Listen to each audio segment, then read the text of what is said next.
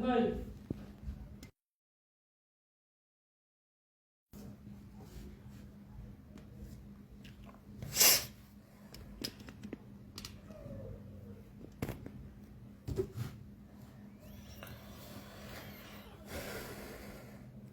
আলাইকুম।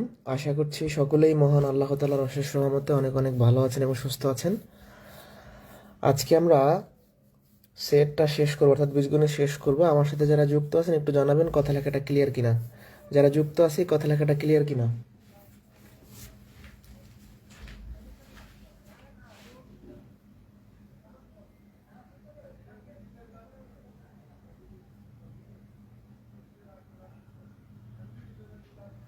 যারা যুক্ত আছি কথা লেখা ক্লিয়ার কিনা।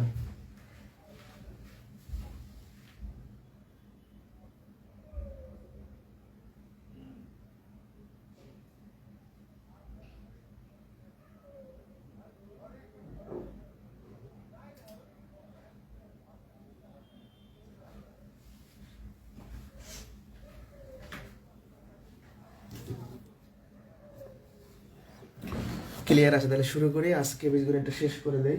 আসলে দুঃখিত যে ক্লাস শুরু করতে লেট হলো, ফোনের প্রবলেমের কারণে রোটেট হচ্ছিল না, তাই অনেকক্ষণ চেষ্টা করে প্রিন্ট করে তারপর সব কিছু শুরু করলাম। যাই হোক, আজকে আমরা শেষ করে ফেলবো। হ্যাঁ, ওকে। গত ক্লাস আমরা সম্ভবত এই পর্যন্ত করছিলাম, তাই না? আজকে এখান থেকে শুরু হবে, সংযোগ সেট থেকে শুরু হবে। এগুলো খুবই ইম্পর্টেন্ট এবং খুবই সহজ। তো সংযোগ সেট আসলে কি? একাধিক সেটের সকল উপাদান নিয়ে যেটা গঠিত হয় তাকে আমরা সংযোগ সেট বলি। যেমন এ যদি একটা সেট হয়, বি যদি একটা সেট হয়, এটাকে আমরা সংযোগ কিভাবে প্রকাশ করবো? এটা হচ্ছে সংযোগ চিহ্ন। এটা হবে এ সংযোগ বি। তার মানে এ সেটের এবং বি সেটের সকল উপাদান আমাকে নিয়ে কাজ করতে হবে। একটা প্রশ্ন আমরা সলিউশন করি। সি একটা সেট, ডি একটা সেট। সি ইউনিয়ন ডি চাইছে, তাহলে 3, 4, 5 আর ডি হলো 4, 6, 8। এখন এই দুইটা সেটের যত উপাদান আছে সব সেটে নিতে হবে। কমনগুলোও নিতে হবে, আনকমনগুলোও নিতে হবে। সোজা কথা, কমন আনকমন সব নিতে হবে। 3 নিতে হবে, 4 নিতে হবে, 5 নিতে হবে, 6 নিতে হবে, 8 নিতে হবে। অর্থাৎ এই দুটো সেটের সকল উপাদান নিব। এখানেও 4 আছে, এখানেও 4 আছে, 4 দুইবার লেখা যাবে না, একবারই লিখতে পারবো আমরা। সোজা কথা, কমনগুলোও নিব, আনকমনগুলোও নিব। আমি কিন্তু এটা সম্ভাবনার ক্লাস আপনাদের পড়াই আইছি, এগুলা নতুন করে পড়ানোর কিছু নাই। এই কথা সম্ভাবনার ক্লাসে বলে আসছি যে সংযোগ মানে কমন আনকমন সব নিতে হবে সিরিয়ালি। 14 নম্বরে বলছে এ একটা সেট, বি একটা সেট, এ ইউনিয়ন বি কত? 34তম বিসিএসে আসছে এটা। তো এটা খুবই ইজি একটা প্রশ্ন, দেখেন। তাহলে এ ইউনিয়ন বি, বি হচ্ছে ফাঁকা সেট, মানে কিছু নাই। যদি এটা আমাকে সংযোগ করতে বলছে সকল উপাদান, যদি ফাঁকা সেট এবং যদি কিছু নাই, তা কি আসবে? অ্যান্সার হচ্ছে 1, 2, 3। এর মধ্যে তো কিছু নাই, তাহলে আমি কি আনবো? কিছু আনতে পারবো? আনতে পারবো না, তাহলে এটা হচ্ছে অ্যান্সার।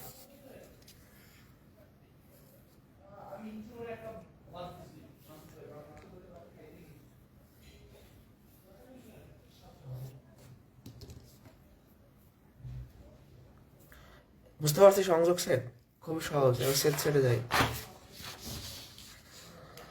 তাহলে সেট সেট মানে কি বলছিলাম? সেট সেট মানে হচ্ছে একাধিক সেটের কমন যে উপাদানগুলো থাকবে তাকে নিয়ে যে সেট হবে। যেমন আমরা যদি এ একটা সেট বলি, বি একটা সেট বলি, এটাকে আমরা সেট সেট কিভাবে প্রকাশ করব? এই চিহ্নের সাহায্যে। এ ইন্টারসেকশন বি বলা হয় এটাকে। মুখে কিভাবে পড়বেন? এ সেট বি বা এ ইন্টারসেকশন বি বলে ভালো দেখায়। তো এ একটা সেট, বি একটা সেট, এখন এদের কি বলতে বলছে? করতে বলছে সেট সেট করতে বলছে। তো আমরা এ দুটার কমন যে উপাদান নিয়ে নিব। এদের মধ্যে কমন কি আছে? এখানেও 5 আছে, এখানেও 5 আছে, আর কোনো কমন নাই, 5 অ্যান্সার। পরীক্ষার হলে এইভাবে করা দরকার নেই, জাস্ট এদের মধ্যে কমন যে থাকবে, যেমন দেখতে পাচ্ছি 5 কমন, তাহলে অ্যান্সার লাগাই দেবো 5। পরীক্ষা হলে কি খোঁজার সময় আছে?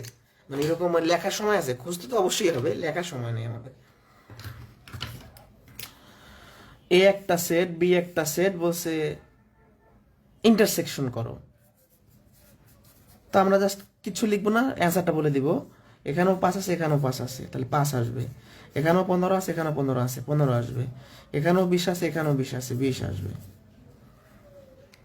তাহলে এটা হচ্ছে আনসার। দেখে দেখে বলে দিতে হবে। কোনো কোয়েশ্চেন থাকলে সাথে করে ফেলবেন যে ভাই বুঝি নাই। আচ্ছা, এবার আমরা আরো দুইটা প্রশ্ন সমাধান করি। এই 17 নম্বর ইম্পর্টেন্ট, 18 নম্বর ইম্পর্টেন্ট। দেখেন তাহলে যে বিশেষ সেট আসছে, এই একটা সেট, এই সেটের সদস্য হবে ধনাত্মক পূর্ণ সংখ্যা এবং যাদের বর্গ করলে এক্স এর ছোট মানে 25-এর ছোট হয়। আর বি একটা সেট যা হবে মৌলিক সংখ্যা এবং যে সমস্ত মৌলিক সংখ্যার বর্গ করলে 25-এর ছোট হয় তারা আসতে পারবে। আর সি হবে মৌলিক সংখ্যা কিন্তু যার বর্গ করলে 25-এর সমান হয় সেটাই আসবে, আর কোনো কিছু আসতে পারবে না। আচ্ছা, খুবই ইম্পর্টেন্ট। তো আমাদের আগে এ সেট এবং বি সেটটাকে তালিকা পদ্ধতি করা উচিত, যেহেতু শর্ত দেওয়া আছে তেমনি সেট গঠন। তো আমরা এ সেটের আগে সদস্য বের করবো। এমন কিছু পূর্ণ সংখ্যা হবে, মানে প্রথম থেকে এমন কিছু পূর্ণ সংখ্যা হবে যাদের বড় করলে 25-এর ছোট হয়। তাহলে 1 2 3 4 5 কিন্তু নিতে পারবো না, 5-এর স্কোয়ার করলে 25-এর সমান হয়। তাহলে আমরা 4টা নিতে পারবো, ধনাত্মক পূর্ণ সংখ্যা মানে স্বাভাবিক সংখ্যা। এই যে এগুলো ধনাত্মক এবং পূর্ণ মানে দশমিক নেই। ধনাত্মক মানে কি শূন্যের বড়, আর পূর্ণ মানে দশমিক নেই। তার মানে আমি এইগুলো নিতে পারবো। 5 কেন নিতে পারবো না? কারণ 5-এর স্কোয়ার করলে 25-এর সমান হয়, এটা নেওয়া যাবে না। তাহলে এস এর সদস্য কারা হবে? ধনাত্মক পূর্ণ সংখ্যা 25-এর ছোট, বর্গ করলে 25-এর ছোট হয় এমন। এবার বিতে আসি। বি হবে মৌলিক সংখ্যা কত পর্যন্ত যাদের বর্গ করলে 25-এর ছোট হয়। তাহলে মৌলিক সংখ্যা 2 3 5 নিতে পারবো না, কারণ 5-এর বর্গ করলে 5 একটা মৌলিক সংখ্যা, 5-এর বর্গ করলে 25-এর সমান হয়, সমান হওয়া যাবে না, ছোট হইতে হবে। তাহলে বি সেট পেয়ে গেলাম। এবার সি সেট, সি সেটটা খুবই মজার। সি সেটের সদস্য হবে ওই মৌলিক সংখ্যাটা যার যার বর্গ করলে 25-এর সমান হয়। তার মানে 5, শুধু 5। এটা তো মুখোমুখি বলতে পারি যে 25-এর সমান হবে 5। 5-এর বর্গ করলে 25-এর সমান হবে না। আর একবার ক্লিয়ার করি, এ সেটের সদস্য হবে ধনাত্মক পূর্ণ সংখ্যা যাদেরকে বর্গ করলে 25-এর ছোট হয় এমন। তাহলে 4টা পাইলাম। বি সেটের সদস্য হবে মৌলিক সংখ্যা যাদের বর্গ করলে 25-এর ছোট হয়, 2টা পাইলাম। আর সি সেটের সদস্য হচ্ছে এমন একটা মৌলিক সংখ্যা যার বর্গ করলে 25-এর সমান হয়, সেটা হলো 5। এবার আমরা এই 3টার মধ্যে কি করব? ইন্টারসেকশন করব, দুঃখিত। তাহলে এটার মধ্যে কমন কি আছে? এই দুটার মধ্যে, 3টার মধ্যে কমন আছে কি? 3টার মধ্যে কমন থাকতে হবে। দুঃখিত, ঠান্ডা প্রবলেম তো, জ্বরও আছে, এই জন্য আসলে খুব কষ্ট হয়ে যাচ্ছে সবকিছু মিলে। এখন দেখেন তো 3টার মধ্যে কমন আছে কিনা, তো খেয়াল করে একটু সবাই। এই 3টার মধ্যে কমন কোনো সংখ্যা নাই, তাহলে এটার অ্যান্সারটা কি হবে? ফাঁকা সেট। এই জন্য এটা ইম্পর্টেন্ট বলছিলাম, ফাঁকা হবে। এরকমও থাকতে পারে অথবা এরকমও থাকতে পারে, ঠিক আছে?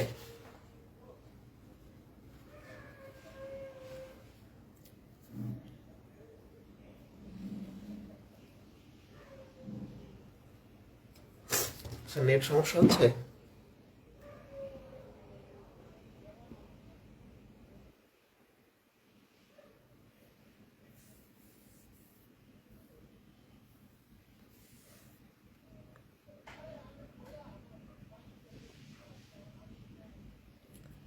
নেট তো ঠিক আছে।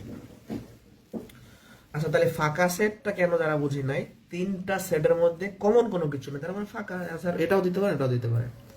তো তাহলে বিশেষের প্রশ্নটা সমাধান করি। এক্স বিলংস টু এন, তার মানে এক্স এর মানগুলো বিলং করে কোথায়? স্বাভাবিক সংখ্যা, এর মানে স্বাভাবিক সংখ্যা। তাহলে এক্স এর মানগুলো এই দেখেন, এই ভাষাটা কিন্তু বুঝতে হবে যে এক্স এর মানগুলো স্বাভাবিক সংখ্যা হবে। কোন স্বাভাবিক সংখ্যা হবে? 2-এর বড় কিন্তু 8-এর ছোট অথবা সমান। তাহলে 2-এর বড় মানে 3 4 5 6 7 8 নিতে পারবো, 8-এর সমান হইতে পারবে কিন্তু 8-এর বড় হইতে পারবে না। বিশেষের সদস্য হবে স্বাভাবিক সংখ্যা এবং এরা বিজোড় স্বাভাবিক সংখ্যা, মাস্ট বি 9-এর ছোট অথবা সমান। তাহলে বিজোড়, তাহলে 1 3 5 7 9, ঠিক আছে? ওকে, তাহলে এখন আমরা আমাদের কাজ করি। এই দুটোর মধ্যে কমন যা আছে সেটাই আনসার। কি আছে কমন? 3 আছে, 3 আছে, 5 আছে, 5 আছে, 7 আছে, 7 আছে, তাই না? তাহলে 3 5 7 হচ্ছে আনসার। মানে আপনার মূলত আগে এই সেটের সদস্যগুলো বের করতে হবে, সেট গঠন থেকে তালিকা পদ্ধতি করতে হবে। ভালো করে খেয়াল করি, এ সেটের সদস্যগুলো আমরা কি বের করব? এ সেটের সদস্য হবে স্বাভাবিক সংখ্যা যারা 2-এর বড় কিন্তু 8-এর ছোট অথবা সমান। বি সেটের সদস্য হবে স্বাভাবিক বিজোড় সংখ্যা যারা 9-এর ছোট অথবা সমান।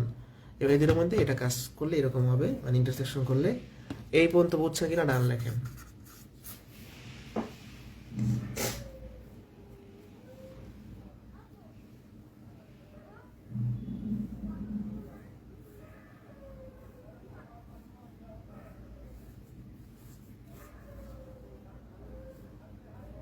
এই পর্যন্ত বুঝতে পারছে কিনা?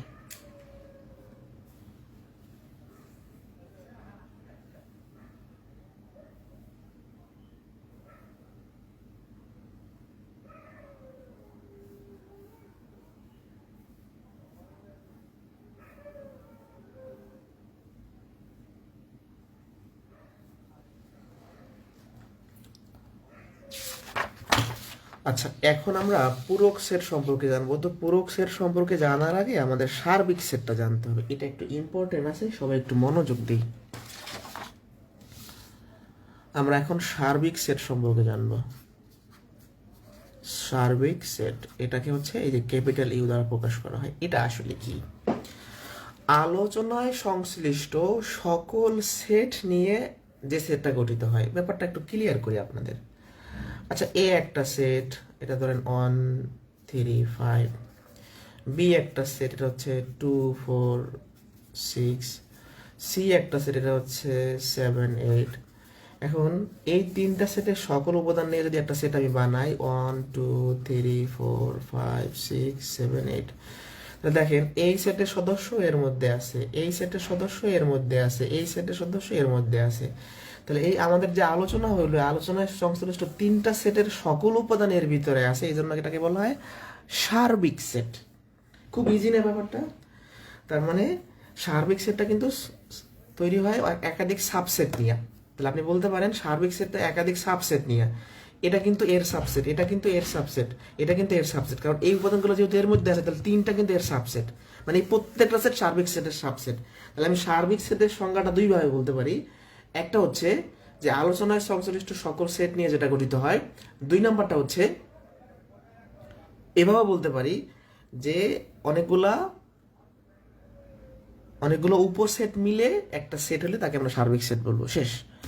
এখন পূরক সেট সম্পর্কে আমরা জানবো, যেটাকে বলা হয় set of complement of set আর কি।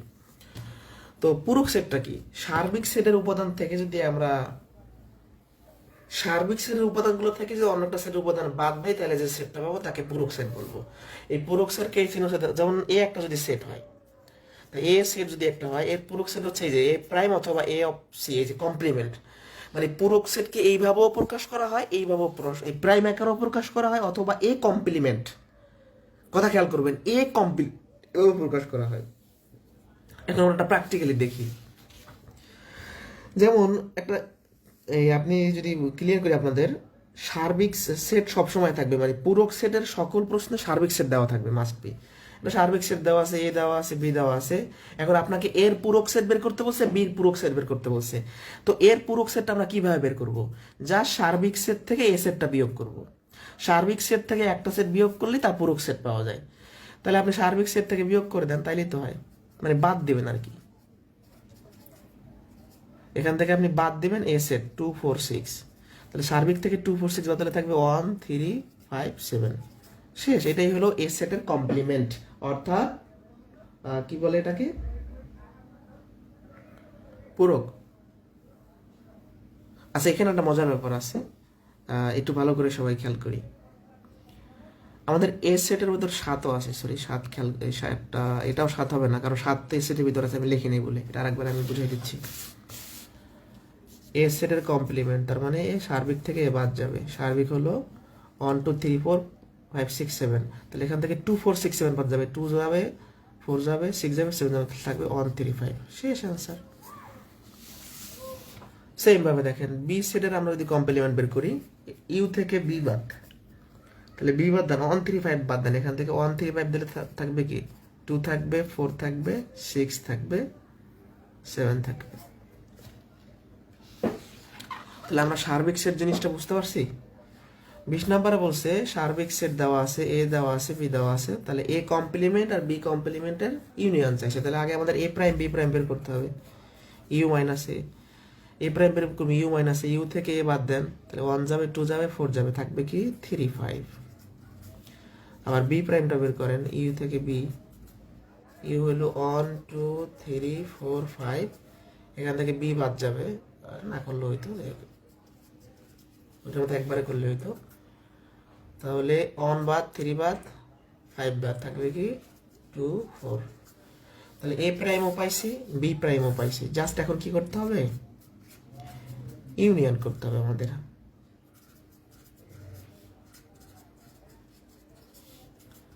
তাহলে 2 3 4 5 হচ্ছে আনসার।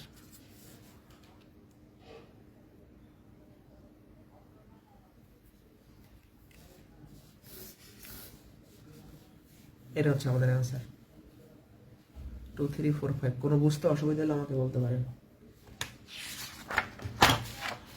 এরকম একটা প্রশ্ন আছে,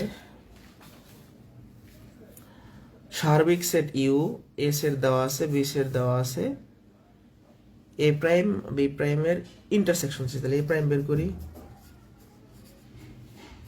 তাহলে ইউ থেকে আপনি এ বাদ দেন, তাহলে থাকবে কি 3 থাকবে, সরি 4 থাকবে, 5 থাকবে, 6 থাকবে, 3 থাকবে না, 4 5 6 থাকবে। আবার বি প্রাইম বাদ দেন, মানে বের করেন বি প্রাইম, তাহলে কি হবে, বি প্রাইমটা বের করলে কি হবে, ইউ থেকে বি বাদ যাবে। তাহলে ইউ থেকে যদি আমরা বি বাদ দেই, তাহলে 2 4 6 বাদলে থাকবে 1 3 5। এখন আমরা কি করব, এ প্রাইম আর বি প্রাইমের ইন্টারসেকশন করব, মানে দুইটার মধ্যে কমন উপাদান নিব। কমন আছে শুধু 5, এটাই হচ্ছে আনসার। প্রাইমারিতে আসছে। তাহলে সেটের এইটুকু করলে এনাফ। আমরা একটু ফাংশনের বিষয়ে আলোচনা করবো এখন। ফাংশন, তো ফাংশন থেকে যে প্রশ্ন আসে, একটা ফাংশন দেওয়া আছে, বলছে ফাংশন অফ জিরো কত। খুবই ইজি, জাস্ট এক্স এর জায়গায় আপনি জিরো বসাইবেন, এক্স যেখানে যেখানে সেখানে জিরো বসাইবেন। তো এগুলো সব জিরো থাকবে, 10 হচ্ছে আনসার। ফাংশন অফ এক্স দেওয়া আছে, ফাংশন অফ 2 চাইছে। ফাংশন অফ 2 মানে এক্স এর জায়গায় আমরা 2 বসাবো। তাহলে 2 এর কিউব, 2 এর স্কোয়ার, 2 এর কিউব করলে হয় 8, এখানে হচ্ছে 4 24, 11 দুগুণে 22 মাইনাস 6, 8 আর 22 যোগ করলে হয় 30, আর মাইনাস 24 মাইনাস 6 মানে হয় 30। তাহলে 30 30 বাদ যায়, থাকে 0।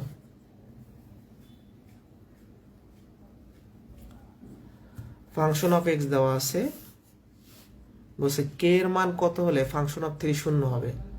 তো আমাদের ফাংশন অফ 3 শূন্য হবে, আগে ফাংশন অফ 3 বের করি এখান থেকে। তাহলে এক্স এর জায়গায় 3 বসাই।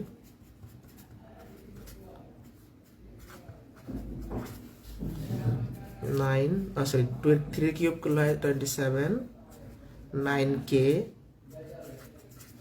27 এইটুকু মিলে 27, 27 কাটা থাকে শুধু 9k। এখন প্রশ্নে বলছে ফাংশন অফ 3টা শূন্য হবে। ফাংশন অফ 3 এর মান কত পাইছেন আপনি, 9k ইজ ইকুয়াল টু 0। কে এর মানটা হবে 0, এই 9 ভাগ হয়ে যাবে, তাহলে 0 হচ্ছে আনসার। যারা বুঝি না এই প্রশ্নটা, ফাংশন অফ 3 শূন্য হবে আমাকে বলছে না, তাহলে ফাংশন অফ 3 আগে বের করলাম এর মাধ্যমে। তাহলে এটা ফাংশন অফ 3, এখন এইটুকুর মান শূন্য হবে, কে এর মানটা বের হয়ে গেছে। এটা কিন্তু পরীক্ষায় আসে। এটা বুঝছে কিনা বলেন। এটা বুঝলে আমরা আরো একটা প্রশ্ন সমাধান করব, তারপরে পরিসংখ্যান করব, তারপরে মানে ফাংশন কিন্তু সিলেবাসে নাই, তাও এই প্রশ্নগুলো আসে তাই করাই দিচ্ছি। নিবন্ধনে আসছে, বিসিএস পরীক্ষা আসছে, প্রাইমারিতেও আসতে পারে, বিসিএস আবার আসতে পারে, বিসিএস 2-3 বার আসছে।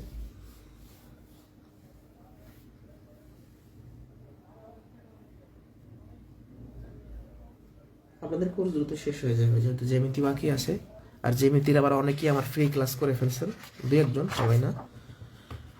তো জ্যামিতি করাবো সুন্দর, আমাদের ঝামেলা শেষ। ঈদের আগেই আমরা ক্লোজ করে আমরা ঈদ পালন করব কোর্স শেষ করে, ঠিক আছে, যদি আল্লাহ বাঁচাই রাখে।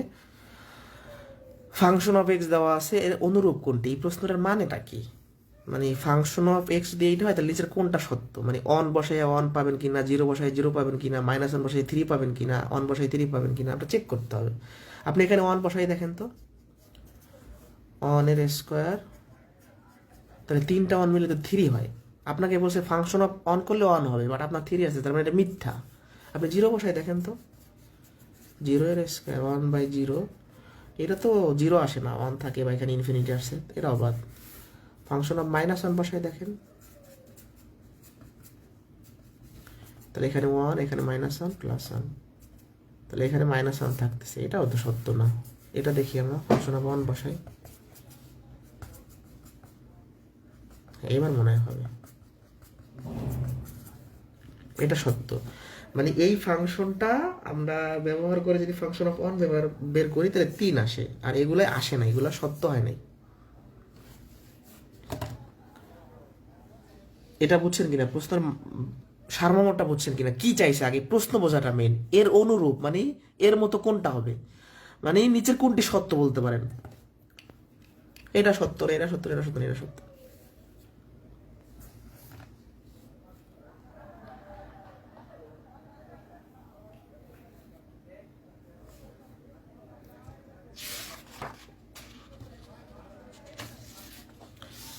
এবার পরিসংখ্যানে চলে যায়।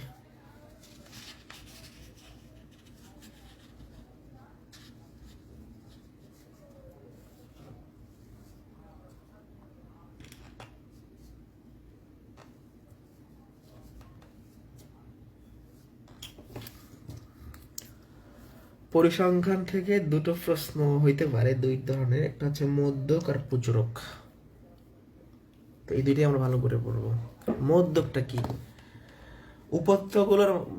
উপত্যগুলোর যে মান থাকে সেই মানগুলোকে আমরা যদি ক্রম অনুসারে সাজাই, মানে বড় থেকে ছোট বা ছোট থেকে বড়, যে মানটা ওই উপত্যগুলোকে সমান 2 ভাগে ভাগ করবে সেটাই হচ্ছে মধ্যক। মানে ধর আপনাদের 10 জন বন্ধুর ওজন আছে, এখন একদম কম ওজন থেকে বেশি ওজন পর্যন্ত আমরা সাজাইলাম, তাহলে যে ব্যক্তির ওজনটা এই দুই কম আর বেশির মাঝে থাকবে সেটা হচ্ছে মধ্যক। তো মধ্যক বের করার জন্য দুটা সূত্র আছে। যদি উপাত্তের সংখ্যা বিজোড় হয়, এন বিজোড় মানে কি, উপাত্তের সংখ্যা বিজোড়, ধরেন 9 জন যদি লোক থাকে তাইলে এই সূত্র, আর 10 জন যদি লোক থাকে তাইলে এই সূত্র, 9টা যদি মানে 11টা তথ্য থাকলে এই সূত্র, 12টা তথ্য থাকলে এই সূত্র, মানে জোড় সংখ্যক যদি ডাটা হয় তাইলে আপনার এই সূত্র, আর বিজোড় সংখ্যক ডাটা হলে উপরে ছোট সূত্র, মানে বিজোড়ের অঙ্কগুলো সহজ, জোড়ের অঙ্কগুলো কঠিন, মানে কঠিন না মানে বড় হয় আর কি। যেমন বলছে প্রদত্ত উপত্যগুলোর মধ্যক কত, আমাকে আগে দেখতে হবে দেখেন উপত্যের সংখ্যা কত, মানে উপত্যগুলোর মধ্যে কয়টা ডাটা আছে, 1টা 2টা 3টা 4টা 5টা 6টা 7টা 8টা 9টা 10টা 11টা। তার মানে আমাদের আগে শিওর হইতে হবে যে এন কি জোড় না বিজোড়, এন বিজোড়। এন যেহেতু বিজোড় তাহলে আমাদের এই সূত্রটা ব্যবহার করতে হবে। বাট অবশ্যই মধ্যক করার ক্ষেত্রে আমাদের কাজ হচ্ছে উপত্যগুলোকে মানের ক্রম অনুসারে সাজাইতে হবে, হয় ছোট থেকে বড়, নয় ছোট থেকে বড়, নয় বড় থেকে ছোট। মানে আপনার মধ্যক বের করার কাজ হলো দুইটা, একটা হলো জোড় সংখ্যক ডাটা আছে না বিজোড় সংখ্যক সেটা দেখা, আর দ্বিতীয় কাজ হচ্ছে আপনার উপত্যগুলোকে শূন্য থেকে অর্থাৎ ছোট থেকে বড় সাজাইতে হবে, শূন্য বলতে ছোট থেকে বড় সাজাইতে হবে। তো আপনি সাজান, ছোট থেকে বড় সাজাই ফেলি আমরা। কে কে আছে এখানে, ছোট কোনটা আছে, 5 আছে, 8 আছে, তারপর আর কত আছে, 9 আছে, 11 আছে, তারপরে 12 আছে, তারপরে 15 আছে, 17 আছে, আর কি 17-র পরে 20 আছে, 21 আছে, 23 আছে, 25 আছে। তো এখন আমরা সূত্র দিয়ে মান বসাবো। এন এর মানটা কত, এন এর মানটা হচ্ছে এখানে 11, তাই না, 11টা যেহেতু আছে, এন এর মানটা 11 না, 11টা ডাটা না।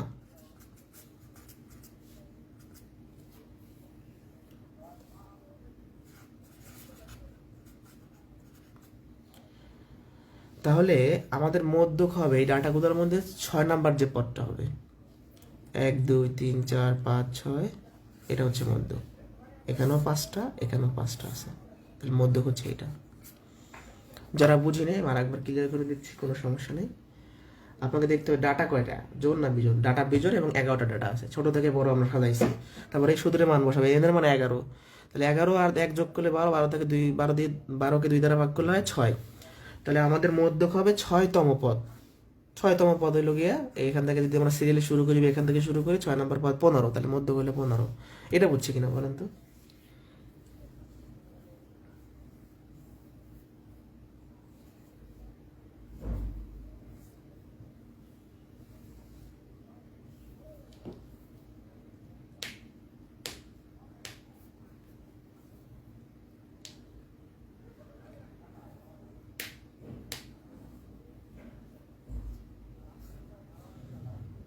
এটা বুঝছে কিনা বলেন?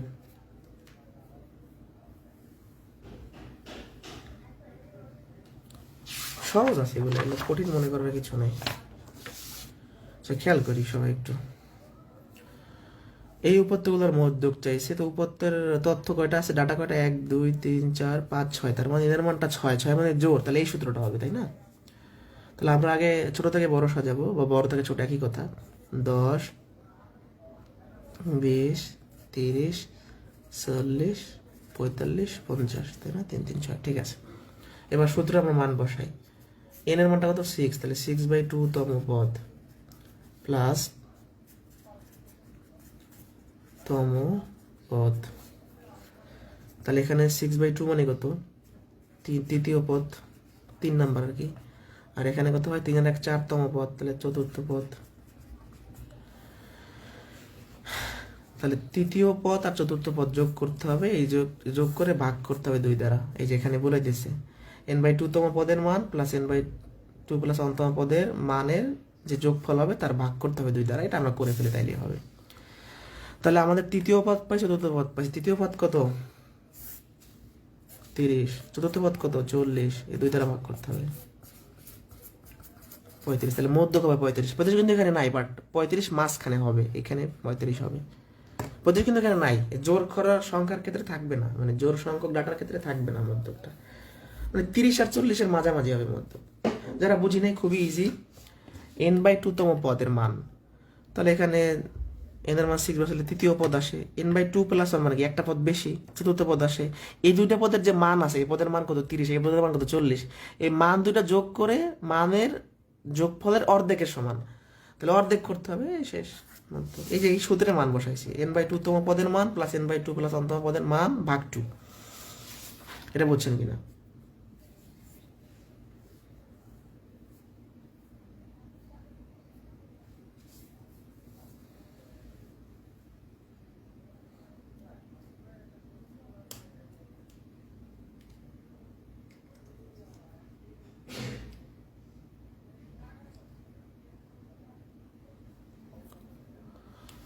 বুঝতে পারছি। এবার তাহলে আমরা প্রচুরক সম্পর্কে জানবো। প্রচুরক মানে হলো একটা উপাত্তের ভিতরে যে সংখ্যাটি সবচেয়ে বেশি বার থাকে, মানে যেটা বেশি থাকে। ধরেন 10 জন লোকের বয়স আছে, এখন এই 10 জনের মধ্যে 5 জন লোকের বয়সই 40 বছর করে, তাহলে তারা প্রচুরক, তার মানে তারা বেশি সংখ্যক আছে।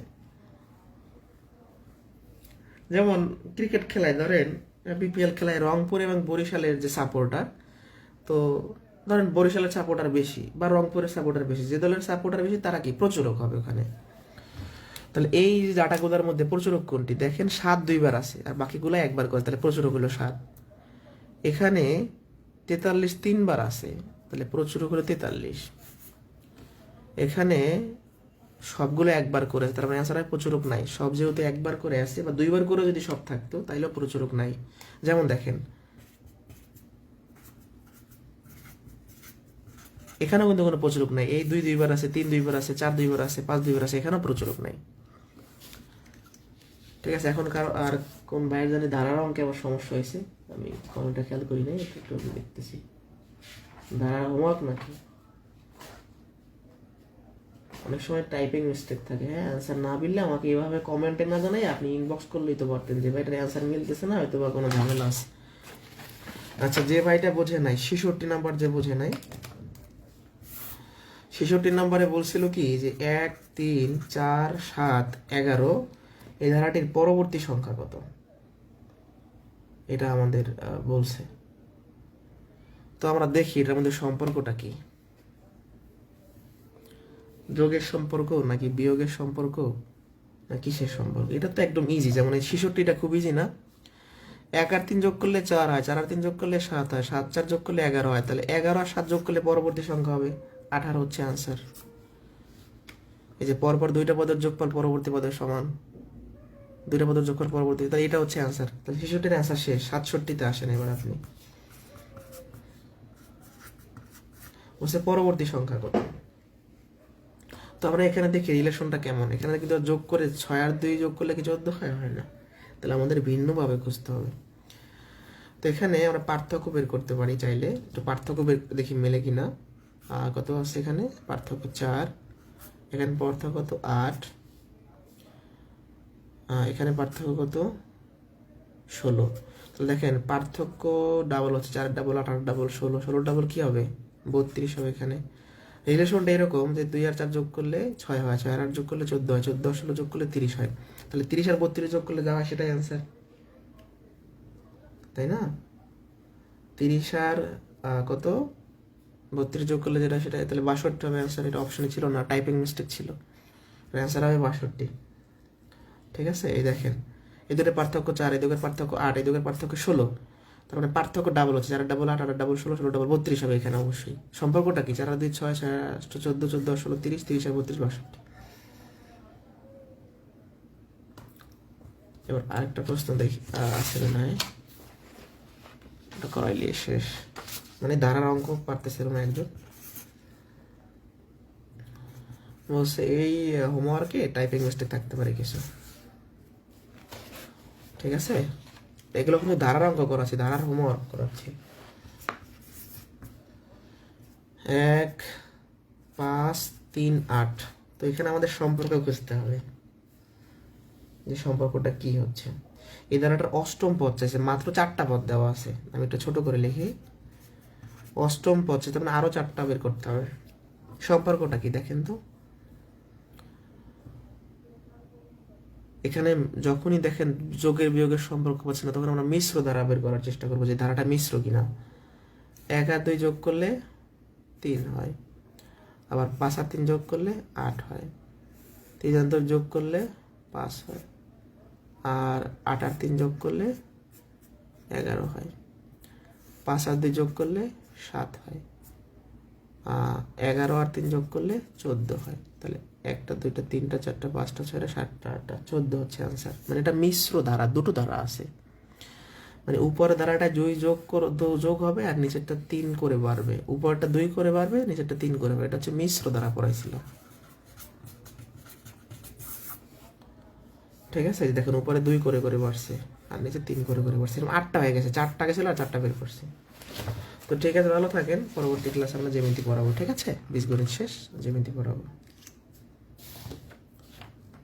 কোনো কোশ্চেন থাকলে করতে পারেন, না থাকলে আজকে এ পর্যন্ত। পরবর্তী ক্লাসে দেখা হচ্ছে।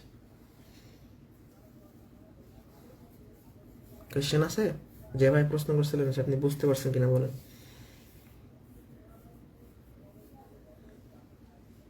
ঠিক আছে, আল্লাহ।